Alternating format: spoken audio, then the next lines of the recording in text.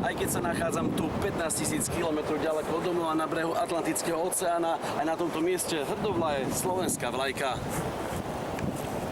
Všetko začali Slováci pred 5 rokmi a slovenskí misionári založili túto stanicu a dnes sú farármi pre oblasť nazývanú Kolónu s viac ako 30 000 obyvateľmi. Pastorácia klasická je teda ako vyslovovanie sviatosti, čiže sú to krsty, aj sväté omše, aj sobáše, pohreby. Väčšina obyvateľstva tejto oblasti sú totiž kresťania a vo viac ako 30 dedinách tu majú kostoly, avšak doteraz tu nemali žiadnych kňazov. Sme veľmi radi, že tu sú, je to veľká pomoc, lebo tu sa málo kto odváži ísť. Budeme radi, keď prídu ďalší Slováci. Keď som to tu videl, tak som si povedal, Stano, tvoja noha tu nikdy nevkročí.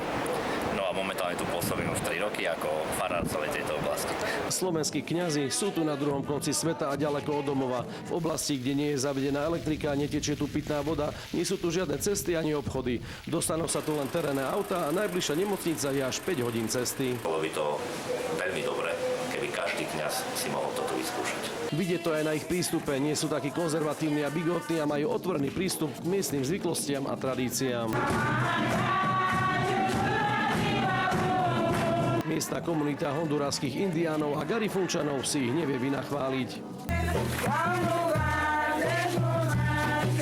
Predtým sme tu roky nemali farárov a náš kostol bol prázdny. Teraz sme radi, že tu máme pravidelné omše, rovnako svadby či pohreby. Väčšinu dňa však trávia kňazi ako manažéri. Vidíte tu kňazov, ako zvárajú, vozia stavebný materiál a budujú svoje misijné centrum. Je jednoduché. Keď nespravíš, nemáš. Toto misijné centrum je duchovným centrom pre viac ako 30 000 ľudí, žijúcich v týchto odľahlých častiach Hondurasu.